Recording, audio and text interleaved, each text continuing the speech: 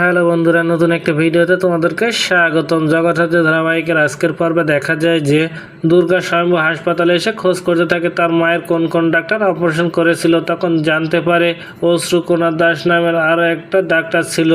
Durga doctor Shrimati সেনকে phone করে জানতে পারে অশ্রুকণা দাসের বাড়ি কোথায়। দুর্গা গেলে দুর্গাকে দেখে চমকে ওঠে আর বলে, জগৎরাত্রি তুমি?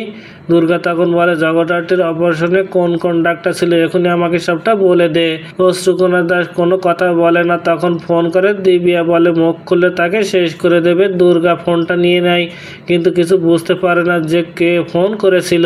স্বয়ম্ভু তার টিমকে অশ্রুকণা দাসের উপর নজর রাখতে বলে। এদিকে বাড়িতে ফিরে দেখে কাকুন সংকল্প চলে এসেছে বাড়িতে আর বরণ করে ঘরে তোলে। তখন স্বয়ম্ভু জানতে পারে কেউ অশ্রুকণাকে শেষ করে দিতে চেয়েছে।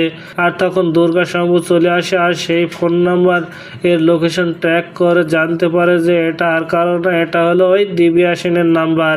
স্বয়ম্ভু তার পুরো টিম নিয়ে চলে আসে আর দিব্যা ভয় পেয়ে যায় আর বলে, আমার এখানে কি করতে এসেছো? আমি কিছু করিনি, আমাকে কেন বিরক্ত করছেন?